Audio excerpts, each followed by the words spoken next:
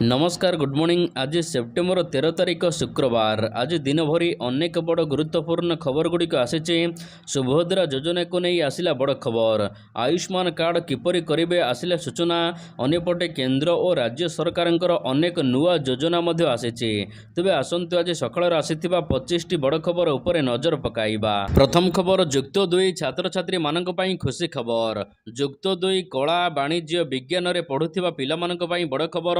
18 तारिखर युक्त 2 कला वाणिज्य विज्ञान परीक्षा पाई फॉर्म पूरण आरंभ करा 18 तारिखर अक्टोबर 1 तारिख पर्यंत बिना जोरिमाना रे फॉर्म फिलअप चलिबो। अक्टोबर 4 तारिखर 14 तारिख भितर फॉर्म फिलअप कले 200 टंका फाइन देबाक पड़िबो। सेहीपरि नवेम्बर 11 रु 18 तारिख भितर फॉर्म पूरण कले 600 टंका जोरिमाना देबाक पड़िबो बोली सूचना मिलिछि। तेबे निर्धारित समय मध्यरे 18 तारिख रु अक्टोबर 1 तारिख मध्यरे फॉर्म पूरण कले कौनसी जोरिमाना देबाक पड़िबो नाही। परवर्ती खबर नियुक्ति पत्र बांटिले मुख्यमंत्री। आज 476 जनଙ୍କୁ नियुक्ति पत्र प्रदान करिसंती मुख्यमंत्री मोहन चरण माझी।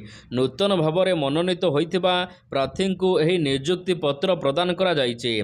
35,000 युवक युवती को नियुक्ति देबाको लक्ष्य रखिचंती राज्य सरकार। राज्य रे खाली पड़िथिबा पदवी खूब शीघ्र पूर्ण करिवे सरकार। नियुक्ति विज्ञापन बाहर करिबा सहित एही प्रक्रिया रे सरकार 1,32,459 पदवी पूर्ण करिबाको निष्पत्ति नैचंती। एही क्रम रे आज 476 जनଙ୍କୁ नियुक्ति दिया जाइछि। परवर्ती खबर आसुचंती मोदी एथिपाई कड़ा सुरक्षा व्यवस्था। प्रधानमंत्री गस्त को नहीं पुलिस छाउणी रे रहिबो राजधानी भुवनेश्वर। आसंता 17 तारिख रे प्रधानमंत्री गस्त को नहीं कड़ा सुरक्षा व्यवस्था ग्रहण करिछि कमिशनरेट पुलिस। तेबे जनता मैदान रे आसंता 17 तारिख दिन सुभद्रा योजनार शुभारंभ करिवे प्रधानमंत्री। एही अवसर रे राज्यर सुभद्रा योजनार हिताधिकारी माननको प्रथम किस्ती जीवो। परवर्ती खबर कालिया योजनार टंका फेराइबे कि हिताधिकारी। सीएजी रिपोर्ट रे अयोग्य हिताधिकारी को टंका देवा घटना रे बड़ बयान रखिचंती उप मुख्यमंत्री कनक वर्धन सिंहदेव। से कहिचंती सीएजी रिपोर्ट तर्जमा करिवे सरकार। तर्जमा परे आवश्यक पदक्षेप नेब विभाग। टंका रिकभरी होई पारिबनी बोली कहिचंती मुख्यमंत्री। सीएजी जो रिपोर्ट देइचंती प्रशासनिक स्तर रे तर्जमा करा जिवो। यहा उपरे पदक्षेप निया जिवो किंतु टंका रिकभरी होई पारिबो नाही। परवर्ती खबर बापांक परे झियो पाइबो सरकारी चाकरी। शेष होईची राज्य कैबिनेटर गुरुत्वपूर्ण बैठक। लोकसभा भवन रे मुख्यमंत्री मोहन चरण माझी अध्यक्षता रे एही बैठक बसिथिला। तेबे एही बैठक रे 3टी प्रस्ताव उपरे राज्य सरकार मोहर मारिचंती। तेबे यार भितरे सरकारी चाकरियांक अविवाहिता झियो किंबा अविवाहित साबत झियो मानकु अनुकंपा मूलक नियुक्ति प्रदान करिवे राज्य सरकार। एथिरे विवाहिता किंबा विवाहित साबत झियो अंतर्भुक्त होई पारिबे नाही। परवर्ती खबर राज्यर आउ 4 जिला को छुईला बार्ड फ्लू। राज्य रे बार्ड फ्लू आतंक बढ़िबार लागिछि। राज्य रे पुरी जिलार पिपिली सत्यवादी निमापड़ा और डेलांगरे 4टी ग्राम रे बार्ड फ्लू रोग चिन्हट होइथिबा बेले केन्द्रापड़ा जिले में मध्य बार्ड फ्लू चिन्हट होइछि। बार्ड फ्लू चिन्हट पर केन्द्रापड़ा रे कुकुड़ा मरा अभियान चलिछि। केन्द्रापड़ा पुरी को छाड़िले एबे जाजपुर एवं कटकर किछि अंचल रे मध्य कुकुड़ा मरा अभियान आरंभ करा जाइछि।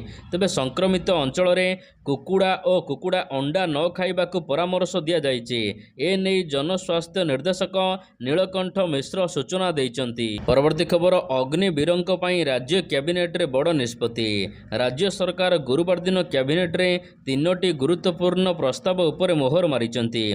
मुख्यमंत्री मोहन चरण माझी एही बैठक रे अध्यक्षता करिथिले। तेबे निष्पत्ति अनुसार अग्निवीरंकु नै एक बड़ निष्पत्ति होइछि। अग्निवीरंक पई राज्य यूनिफॉर्म सर्विस रे 10% स्थान संरक्षण को मंजूरी मिलिथिबा बेले गोटिए वर्ष ट्रेनिंग एवं 4 वर्ष चाकरी परे भी नियुक्ति मिली पारिबो बोली बैठक रे निष्पत्ति होइछि। परवर्ती खबर आदानी हाथ को गला गोपालपुर बंदर। शेष होइछि कैबिनेट बैठक। एथिरे गुरुत्वपूर्ण निष्पत्ति होइछि। तेबे निष्पत्ति अनुसार गोपालपुर बंदरर 95% 50% ଅଂଶଧନ ଆଦାନୀ ଗ୍ରୁପ ପାଖକୁ ଯାଇଛି। ଓଡ଼ିଶା ଷ୍ଟିଭେଡର୍ସ ଲିମିଟେଡ୍ ହାତରେ ଆଉ ବାକି 5% ଅଂଶଧନ ରହିଛି। ଏହି ଚୁକ୍ତିନାମାକୁ ରାଜ୍ୟ କ୍ୟାବିନେଟ୍ ମଞ୍ଜୁରୀ ଦେଇଛି। ଆଦାନୀ ଗ୍ରୁପ ପାଖକୁ ଏହି ଅଂଶଧନ ଯିବା ଦ୍ୱାରା ଗୋପାଳପୁର ବନ୍ଦରର ଉନ୍ନତିକରଣ କରାଯାଇପାରିବ। ଫଳରେ ରାଜ୍ୟରେ ପ୍ରତ୍ୟକ୍ଷ ଏବଂ ପରୋକ୍ଷ ଭାବରେ ନିଯୁକ୍ତି ବଢ଼ିବ।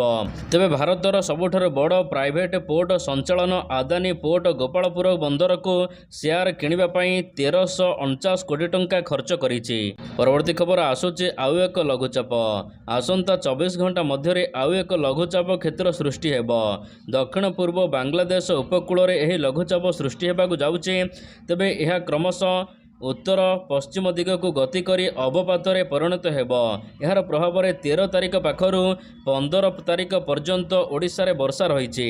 13 ତାରିଖରେ କଳାହାଣ୍ଡିକୁ ଅରେଞ୍ଜ ୱାର୍ଣ୍ଣିଂ ଜାରି କରାଯାଇଛି। 14 ତାରିଖରେ ମଧ୍ୟ ୟେଲୋ ୱାର୍ଣ୍ଣିଂ ଜାରି କରାଯାଇଛି। ଏହା ସହିତ ଆସନ୍ତା 15 ତାରିଖ ପର୍ଯ୍ୟନ୍ତ ରାଜ୍ୟରେ ପୁଣି ଥରେ ବର୍ଷା ସମ୍ଭାବନା ରହିଥିବା ପାଣିପାଗ ବିଭାଗ କହିଛି। ପରବର୍ତ୍ତୀ ଖବର ରାସନ କାର୍ଡଧାରୀମାନଙ୍କୁ ମିଳିବ 9ଟି ସାମଗ୍ରୀ। ଭାରତ ସରକାର ଦେଶର ଲୋକମାନଙ୍କ ପାଇଁ ଅନେକ ଯୋଜନା କରୁଛନ୍ତି। ଏହାରି ମଧ୍ୟରେ ଅନେକ ଲୋକମାନଙ୍କ ପାଇଁ ନୂଆ ରାସନ କାର୍ଡ ଜାରି କରିବାକୁ ଯାଉଛନ୍ତି ଖୁବ୍ ଶୀଘ୍ର ଓଡ଼ିଶା ସରକାର। ତେବେ ନୂଆ ରାସନ କାର୍ଡରେ ମାଗଣା ମିଳିବ 9ଟି ରାସନ ସାମଗ୍ରୀ। ଯେମିତିକି ନୂଆ ରାସନ କାର୍ଡରେ ଏଣିକି ଗହମ, ଡାଲି, ଚଣା, ଚିନି, ଲୁଣ, ସୋରିଷ ତେଲ, ଅଟା ଏବଂ ସୋୟାବିନ୍ ଏହା ସହିତ ମସଲା ମଧ୍ୟ ମିଳିବ। ପରବର୍ତ୍ତୀ ଖବର ସୁଭଦ୍ରା ଯୋଜନାରେ ଏପର୍ଯ୍ୟନ୍ତ ଆବେଦନ ହେଲାଣି 30 ଲକ୍ଷ। ସୁଭଦ୍ରା ଯୋଜନା ପାଇଁ ଜାରି ରହିଛି ପଞ୍ଜୀକରଣ ପ୍ରକ୍ରିୟା। ଏଥିପାଇଁ ବିଭିନ୍ନ ଜନସେବା କେନ୍ଦ୍ରରେ ଭିଡ଼ ଜମାଉଛନ୍ତି ମହିଳା। ତେବେ ମିଳିଥିବା ତଥ୍ୟ ଅନୁସାରେ ବର୍ତ୍ତମାନ ସୁଦ୍ଧା ଏହି ଯୋଜନାରେ 30 ଲକ୍ଷରୁ ଅଧିକ ମହିଳାମାନେ ଆବେଦନ କରିସାରିଛନ୍ତି। ସେପ୍ଟେମ୍ବର 17 ତାରିଖରେ ଏହି ଯୋଜନା ଶୁଭାରମ୍ଭ କରିବେ ପ୍ରଧାନମନ୍ତ୍ରୀ। ସେପ୍ଟେମ୍ବର 17 ତାରିଖରେ ସୁଭଦ୍ରା ଯୋଜନାରେ ମିଳିବ 5,000 ଟଙ୍କା। ସୁଭଦ୍ରା ଯୋଜନାରେ କୋଟିଏ ମହିଳାଙ୍କୁ ବର୍ଷକୁ 10,000 ଲେଖା ଟଙ୍କା ହିସାବରେ 5 ବର୍ଷରେ 50,000 ଟଙ୍କା ମିଳିବ। ପରବର୍ତ୍ତୀ ଖବର ଅବସରପ୍ରାପ୍ତ କର୍ମଚାରୀଙ୍କୁ ମିଳିବ ନିଯୁକ୍ତି। ନିଯୁକ୍ତି ପାଇବେ ଅବସରପ୍ରାପ୍ତ ସରକାରୀ ବାବୁ। ପୁନଃନିଯୁକ୍ତି ପାଇଁ ମୋହନ ସରକାରଙ୍କ ପକ୍ଷରୁ ନୂଆ ଗାଇଡଲାଇନ୍ ଜାରି କରାଯାଇଛି। ମୋଟ ପଦବୀର ମାତ୍ର 1% ଅବସରପ୍ରାପ୍ତ କର୍ମଚାରୀଙ୍କୁ ଦିଆଯାଇପାରିବ ପୁନଃନିଯୁକ୍ତି। ଏନେଇ ଏକ ମାନଦଣ୍ଡ ମଧ୍ୟ ପ୍ରସ୍ତୁତ କରାଯାଇଛି। ତେବେ ସୂଚନା ଅନୁସାରେ 65 ବର୍ଷରୁ କମ୍ ଏବଂ ଭଲ ସର୍ଭିସ୍ ରେକର୍ଡ ଥିବା ବ୍ୟକ୍ତିମାନଙ୍କୁ ନିଯୁକ୍ତି ମିଳିବ। ପୁନଃନିଯୁକ୍ତି କରୁଥିବା ବ୍ୟକ୍ତିମାନେ ଶାରୀରିକ ଭାବରେ ଫିଟ୍ ରହିଥିବା ଜରୁରୀ। ପରବର୍ତ୍ତୀ ଖବର ସିଲ୍ ହେଲା ଜନସେବା କେନ୍ଦ୍ର। ସୁଭଦ୍ରା ଯୋଜନାରେ ପଞ୍ଜୀକରଣ କରିବାକୁ ହିତାଧିକାରୀମାନଙ୍କଠାରୁ ଅର୍ଥ ଦାବି କରୁଥିବା ଅଭିଯୋଗରେ ଖୋର୍ଦ୍ଧା ଜିଲ୍ଲା ପ୍ରଶାସନ ପକ୍ଷରୁ ଏକ ଜନସେବା କେନ୍ଦ୍ରକୁ ସିଲ୍ କରାଯାଇଛି। ପୌରାଞ୍ଚଳର ମୁକୁନ୍ଦ ପ୍ରସାଦ ଠାରେ ଥିବା ଏକ ଜନସେବା କେନ୍ଦ୍ରରେ ହିତାଧିକାରୀଙ୍କଠାରୁ ଅର୍ଥ ଆଦାୟ କରାଯାଉଥିବା ଅଭିଯୋଗ ଆସିଥିଲା। ଏହାପରେ ଜିଲ୍ଲା ପ୍ରଶାସନ ପକ୍ଷରୁ ପୌର ବିଭାଗୀୟ ଅଧିକାରୀଙ୍କ ସହିତ ଚଢ଼ାଉ କରି ପୋଲିସ ପହଞ୍ଚିବା ସହିତ ଏହି ଜନସେବା କେନ୍ଦ୍ରକୁ ସିଲ୍ କରିଦେଇଛି। ପରବର୍ତ୍ତୀ ଖବର ଟ୍ରାଫିକ୍ ଚାଲାଣରେ ମିଳିବ ରିହାତି। ପରିବହନ ବିଭାଗ ପକ୍ଷରୁ ଦିଲ୍ଲୀ ସରକାରଙ୍କୁ ଏକ ପ୍ରସ୍ତାବ ପଠାଯାଇଛି। ନିୟମ ଉଲ୍ଲଂଘନ ମାମଲାରେ ଚାଲାଣ ସ୍ପଟ୍ ପେମେଣ୍ଟ ଉପରେ 50% ରିହାତି ପ୍ରଦାନ କରିବାକୁ ପ୍ରସ୍ତାବ ଦିଆଯାଇଛି। ସମ୍ପୂର୍ଣ୍ଣ ସୂଚନା ଅନୁସାରେ ଦିଲ୍ଲୀର ଟ୍ରାଫିକ୍ ନିୟମ ଅନୁସାରେ ଟ୍ରାଫିକ୍ ନିୟମ ଉଲ୍ଲଂଘନକାରୀ ଯଦି ସେହି ସ୍ଥାନରେ ଚାଲାଣ ରାଶି ଦେବାକୁ ପ୍ରସ୍ତୁତ ରୁହେ ତେବେ 50% ପର୍ଯ୍ୟନ୍ତ ରିହାତି ପ୍ରଦାନ ତାଙ୍କୁ କରାଯିବ। ଜନସାଧାରଣମାନଙ୍କୁ ଆଶ୍ୱସ୍ତି ଦେବାକୁ ଦିଲ୍ଲୀ ସରକାର ଏଭଳି ନିଷ୍ପତ୍ତି ନେଇଛନ୍ତି। ପରବର୍ତ୍ତୀ ଖବର ଓଡ଼ିଶାରେ ବଢ଼ୁଛି ବେକାରୀ ହାର। ପିରିୟଡ଼ିକ ଲେବର ସର୍ଭେର ତଥ୍ୟ ଅନୁସାରେ ଦେଶରେ ବେକାରୀ ହାର 3.2% ରହିଥିବା ବେଳେ ରାଜ୍ୟରେ ଏହା 3.9%ରେ ପହଞ୍ଚିଛି। ଅତୀତରେ କେନ୍ଦ୍ର ସରକାର ବର୍ଷକୁ 2 କୋଟି ନିଯୁକ୍ତି ଦେବାକୁ କହିଥିଲେ। ମାତ୍ର ଏହା ଧୂଆଁ ବାଣ ସାବ୍ୟସ୍ତ ହୋଇଛି। ତେଣୁ ରାଜ୍ୟ ସରକାର ନିଯୁକ୍ତିକୁ ନେଇ ଦେଇଥିବା ପ୍ରତିଶ୍ରୁତି ରକ୍ଷା କରନ୍ତୁ।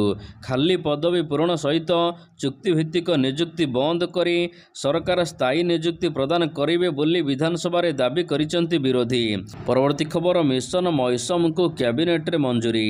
ପ୍ରଧାନମନ୍ତ୍ରୀ ନରେନ୍ଦ୍ର ମୋଦିଙ୍କ ଅଧ୍ୟକ୍ଷତାରେ ଅନୁଷ୍ଠିତ କେନ୍ଦ୍ର କ୍ୟାବିନେଟ୍ ବୈଠକରେ 2 ବର୍ଷ ମଧ୍ୟରେ 2,000 କୋଟି ଟଙ୍କା ବ୍ୟୟବରାଦ ସହିତ ମିଶନ ମୌସମକୁ ମଞ୍ଜୁରୀ ମିଳିଛି।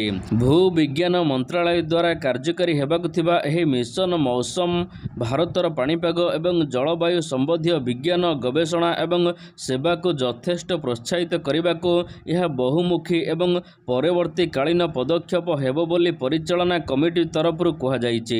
Report Bhaskar Badamundi block.